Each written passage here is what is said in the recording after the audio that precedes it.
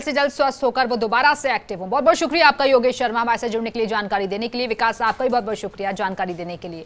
चलिए अब बात करते हैं मोदी सरकार की ओर से जारी किए गए विशेष आर्थिक पैकेज की। तो इसका पूरा ब्यौरा बता रहे हैं हमारे सहयोगी ऐश्वर्य प्रधान।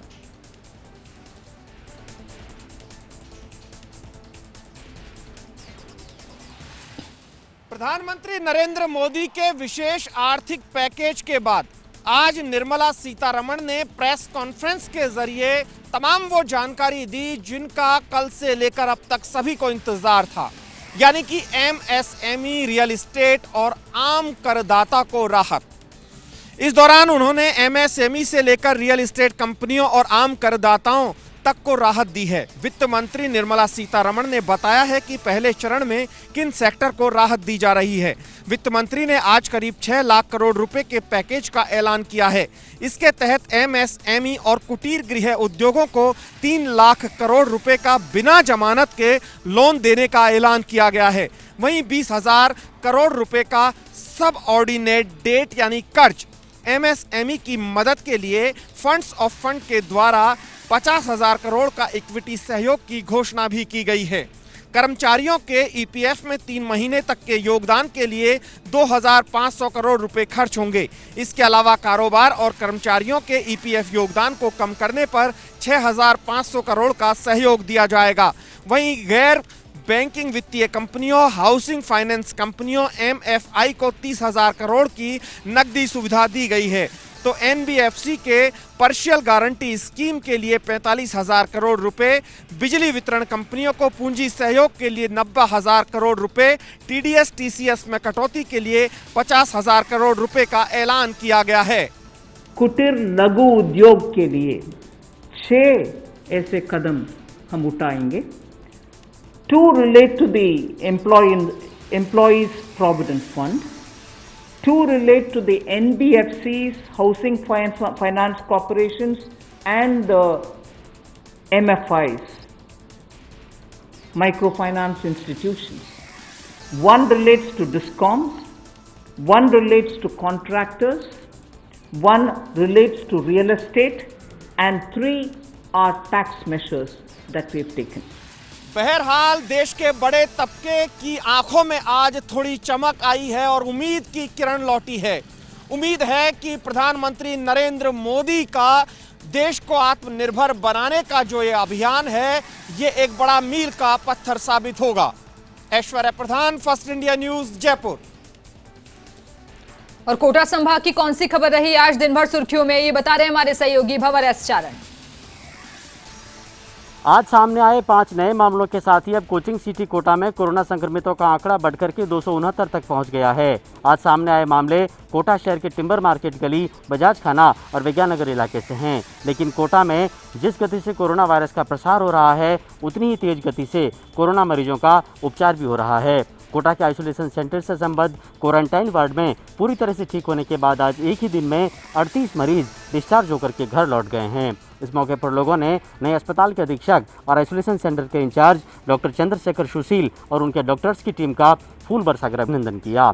जो मरीज आज ठीक होकर के घर गए हैं, उनमें से 14 कोटा जिले के सुकेत कस्बे के रहने वाले हैं, 1 मरीज सिमलिया का है, जबकि बाकी 23 कोटा शहर के ही आसपास के इलाकों के रहने वाले हैं। इस बीच कोटा संभाग के सबसे बड़े मातृ शिशु चिकित्सालय जेके लॉन से भी अच्छी खबर है। बीते दिनों जेके लॉन में 5 प्रसूताओं में कोरोना संक्रमण की पुष्टि होने के बाद हड़कंप मच गया था, लेकिन आज इन 5 माताओं के नवजातों के जो कोरोना सैंपल लिए गए थे, उनकी जांच रिपोर्ट्स आ गई है। और अच्छी खबर यह है कि ये 5 शिशु जांच में कोरोना नेगेटिव पाए गए हैं। इस बीच आज कोटा में शहर पुलिस कप्तान गौरव यादव भी पत्रकारों से रूबरू हुए। उन्होंने खासतौर पर कोटा शहर की जनता से अपील की है कि लॉकडाउन के नियमों में ढील देने और एक से दूसरे जिले में जाने के लिए पास की अनिवार्यता खत्म करने का मतलब ये नहीं है कि अब लॉकडाउन की सारी बंदिशें खत्म हो गई है। अब भी बिना जरूरत घर से बाहर नहीं निकलना है। इसके साथ ही शहर पुलिस अधीक्षक ने साफ तौर पर कह दिया है कि अब कोटा में यातायात नियमों की अवहेलना पर न सिर्फ कार्रवाई होगी बल्कि जुर्माना भी वसूल किया जाएगा। यही नहीं, अब सार्वजनिक स्थान पर थूकने पर 200 रुपये, बिना मास्क घूमने पर 200 रुपये, सार्वजनिक स्थान पर बैठकर शराब पीने पर 500 रुपये, बिना मास्क पहने दुकानदारी करने पर 500 रुपये और साथ में धूम्रपान सामग्री बेचने पर 1000 रुपये का जुर्माना भी अभियान चलाकर वसूला जाएगा।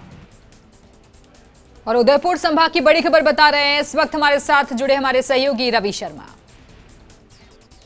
लेक सिटी उदयपुर में कोरोना संक्रमित मरीजों के आने का सिलसिला लगातार जारी है। आज उदयपुर में दिन भर में कुल 34 नए कोरोना संक्रमित मरीज सामने आए और इसके साथ ही उदयपुर जिले में कोरोना संक्रमित मरीजों का आंकड़ा 257 के पार जा पहुंचा है। हालांकि जिला प्रशासन और स्वास्थ्य विभाग की टीमें लगातार स्क्रीनिंग कर रही हैं और संबंधित इलाकों में सैनिटाइजेशन की प्रक्रिया भी जारी है। लेक सिटी उदयपुर में कोरोना संक्रमित मरीजों के आने का सिलसिला लगातार जारी है। उदयपुर में आज दिन भर में कुल 34 नए कोरोना संक्रमित मरीज सामने आए। इसके साथ ही उदयपुर में संक्रमित मरीजों का आंकड़ा 257 के पार जा पहुंचा है। इन मरीजों में से 16 मरीज शहर में कोरोना के एपिक सेंटर बने कांजी काहटा इलाके से थे। वहीं 2 गुलाबबाग इलाके के एक महिला गोर्धन बिलास सेक्टर 14 की और एक सबीना जैन मंदिर के पास का रहने वाला है। इसके अलावा 2 अन्य संक्रमित जिले के ग्रामीण क्षेत्र जावद के हैं जो हाल ही में मुंबई से लौटे थे। नए संक्रमित मरीजों के सामने आने के बाद जिला प्रशासन ने संबंधित इलाकों में सैनिटाइजेशन कराया। वहीं मरीजों के क्लोज कॉन्टैक्ट में आए लोगों की भी कोरोना जांच शुरू कर दी है। दरअसल उदयपुर जिला प्रशासन के लिए बड़ा सिरदर्द ये है कि अब शहर के 10 थानों में से तकरीबन हर थाने में एक कोरोना संक्रमित या एक से अधिक कोरोना संक्रमित मरीज सामने आ चुके हैं। हालांकि जिला प्रशासन की ओर से प्रभावित इलाकों में स्थायी निषेधाज्ञा लगाई गई है, सख्ती की जा रही है, लेकिन सबसे बड़ी बात लोगों का सोशल डिस्टेंसिंग की पालना करना है और ऐसे में लोगों को सख्ती के साथ ही जागरूक भी किया जा रहा है ताकि इस कोरोना संक्रमण के प्रसार को रोका जा सके। अजमेर संभाग की बड़ी खबर बता रहे हैं भीलवाड़ा से जुड़े हमारे सहयोगी नवीन जोशी। कोरोना वायरस कहर के बीच 55 दिन से महा कर्फ्यू जल रही कपड़ा नगरी को आज बुधवार को कुछ राहत मिली। बुधवार को जिला कलेक्टर ने भीलवाड़ा शहर से कर्फ्यू हटाने के आदेश जारी किए। इसके साथ ही अब गुरुवार सुबह 7 बजे से लेकर शाम 6 बजे तक शहर के बाजार खुले रहेंगे। इस 55 दिनों बाद मिली इस डील के बाद में जिला प्रशासन के साथ साथ आम आदमी भी राहत महसूस कर रहा है। गौरतलब है कि 20 मार्च को पहली बार भीलवाड़ा शहर में एक निजी हॉस्पिटल में कोरोना वायरस पॉजिटिव रोगी पाए जाने के बाद से महा कर्फ्यू लगा दिया गया था। महा कर्फ्यू के दौरान भीलवाड़ा शहर की सारी सीमाएं सील कर दी गई थी। इसके चलते भीलवाड़ा में बारिश लोगों का आवागमन पूरी तरह से बाधित था। उधर आज जिला कलेक्टर राजेंद्र भट्ट ने शाम को आदेश जारी कर महा कर्फ्यू में तो ढील दी, मगर इसके साथ ही भीलवाड़ा शहरी क्षेत्र में धारा 144 लागू रहने की भी घोषणा की। उधर अजमेर रेलवे की एक नई सेवा शुरू हुई जिसके तहत 2800 श्रमिकों को लेकर एक रेलगाड़ी रवाना हुई। महा कर्फ्यू में ढील देने से पूर्व आज जिला कलेक्टर राजेंद्र भट्ट ने दोनों पार्टियों के जिला अध्यक्षों के साथ साथ सभी विधायकों के साथ में खासा विचार विमर्श किया। इस दौरान उद्योगपति रामपाल शर्मा व भीलवाड़ा टेक्सटाइल ट्रेड फेडरेशन के अध्यक्ष दामोदर अग्रवाल, भाजपा जिला अध्यक्ष लादूलाल तेली व रामपाल शर्मा व कांग्रेस जिला अध्यक्ष रामपाल शर्मा के साथ में गहन मंथन किया गया। इस दौरान फैक्ट्रियों को चालू करने पर भी खासी चर्चा हुई। अब देखना यह है कि 55 दिनों बाद जो जिला प्रशासन ने राहत दी है, इस राहत को देखते हुए आम आदमी कितना प्रशासन के साथ सहयोग कर इस योजना को आगे बढ़ाता है, ये तो आने वाला समय बताएगा। बीकानेर संभाग की बड़ी खबर को जानने के लिए सीधे रुख करते हैं सहयोगी लक्ष्मण राघव का। थल सेना अध्यक्ष जनरल MM नरवणे सीमावर्ती इलाकों के दौरे पर रहे। यहां राजस्थान और पंजाब के सब शक्ति कमान के सीमावर्ती इलाकों का दौरा किया। इस दौरान दक्षिणी पश्चिमी कमान के commander lieutenant general Alok Kler भी उनके साथ रहे। इस मौके पर थल सेना अध्यक्ष ने सैनिकों के उत्साह की भी सराहना की। साथ ही साथ जो तैयारियां थी सब शक्ति कमान की, उसको लेकर कहा कि बेहतर तैयारियां हैं। लॉजिस्टिक पहलुओं की समीक्षा की और युद्ध की तैयारियों को लेकर भी चर्चा की। उन्होंने ये भी कहा कि कोरोना जैसी महामारी के समय जो तैयारी सेना की है वो काबिले तारीफ है। अधिकारियों को संबोधित करते हुए सेना प्रमुख ने घोषणा की कि एकीकृत युद्ध समूह जल्द ही संचालित हो जाएंगे। उन्होंने कोविड-19 के कारण आर्थिक बाधाओं के मद्देनजर रक्षा बजट के तहत आवंटित राशि के अनुकूलन की सलाह भी दी और कहा कि राशि का उपयोग विवेकपूर्ण तरीके से युद्ध संबंधी आवश्यकताओं को सर्वोच्च प्राथमिकता देते हुए किया जाना चाहिए। यात्रा के दौरान उन्होंने उत्कृष्ट कार्यों को जारी रखने और प्रभावी ढंग से उभरती चुनौतियों का सामना करने के लिए बल संरक्षण सुनिश्चित करते हुए युद्ध तत्परता के उच्चतम मानकों को बनाए रखने के लिए सभी रैंकों को प्रोत्साहित किया।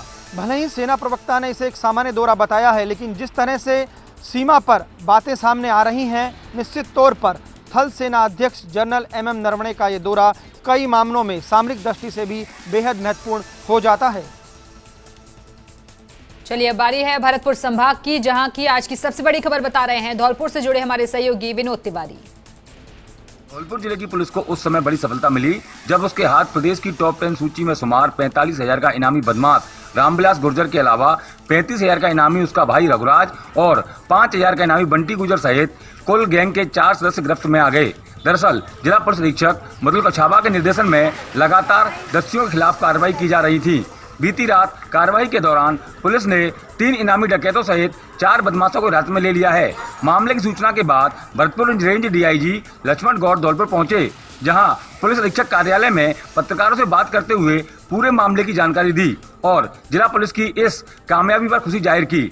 मामले की जानकारी देते हुए जिला पुलिस अधीक्षक मधुल कछावा ने बताया कि बीती रात पुलिस को रामविलास गुर्जर और उसके भाई रघुराज के साथ अन्य सदस्यों की चचोखर की घाटियों में होने की सूचना मिली थी। इसके बाद अलग अलग थाने की टीमों की पुलिसें और डीएसटी की टीम को मौके पर रवाना किया गया, जहां पुलिस ने डकैतों की घेराबंदी की, जिसके बाद डकैतों की ओर से फायरिंग शुरू कर दी गई। वहीं पुलिस ने भी जवाबी फायरिंग की। दोनों ओर से लगभग 70 राउंड फायर होने के बाद पुलिस ने इनामी डकैत रामविलास गुर्जर, उसके छोटे भाई रघुराज गुर्जर और बंटी गुर्जर सहित एक अन्य बदमाश को गिरफ्तार करने में सफलता हासिल की है। लॉकडाउन के दौरान कोरोना वॉरियर्स के रूप में व्यस्त होने के बाद भी बीते दिनों जिला पुलिस की टीम के द्वारा 3 राज्य स्तरीय टॉप 10 सूची में शुमार डकैतों को गिरफ्तार करने पर डीआईजी लक्ष्मण गौड़ ने जिला पुलिस अधीक्षक मधुल कछावा और उनकी टीम की हौसला अफजाई की है। जोधपुर संभाग से आज की सबसे बड़ी खबर बता रहे हैं हमारे सहयोगी राजीव गौड़। राजस्थान के कई जिलों के बाद में आखिर टिड्डी दल ने जोधपुर में हमला बोल दिया है। जी हाँ, जोधपुर के बिलाड़ा की बात करें, भोपालगढ़ की बात करें, बराड़ की बात करें तो नागौर जाने से पहले टिड्डी आसपास के इलाकों में थी, लेकिन अब एक बार फिर अजमेर जाने के रूट से पहले जिस तरीके से जोधपुर टिड्डी ने डेरा डाला है, उसके चलते किसानों की परेशानी बढ़ गई है। फिलहाल उन्होंने थाली और ढोल के जरिए टिड्डी को भगाने की कोशिश तो की है, मगर इस फसलों का जो नुकसान हुआ है वो शब्दों में विवेचित नहीं हो सकता। सरकार के अधिकारियों के माध्यम से रिपोर्ट ली जा रही है, उसके साथ ही जो टिड्डी संगठन दल के अधिकारी है उनको सूचित करने के बाद में आवश्यक कदम उठाए जा रहे हैं। मगर कुल मिलाकर के कहा जा सकता है कि कुछ समय पहले जो टिड्डी का प्रकोप आया था तो काफ़ी परेशानी हुई थी, किसानों को भारी नुकसान हुआ था। मुख्यमंत्री अशोक गहलोत ने खुद ने जाकर के दौरा किया था और उनका मुआवजा प्लान करके उनको मुआवजा दिया, लेकिन एक बार फिर जब टिड्डियों ने जो हमला बोला तो उसको बचाव को लेकर के खुद मुख्यमंत्री अशोक गहलोत गंभीर है और लगातार इसकी मॉनिटरिंग कर रहे हैं। तो फिलहाल बहुत बहुत शुक्रिया आप सभी सहयोगियों का हमारे साथ जुड़ने के लिए, जानकारी देने के लिए।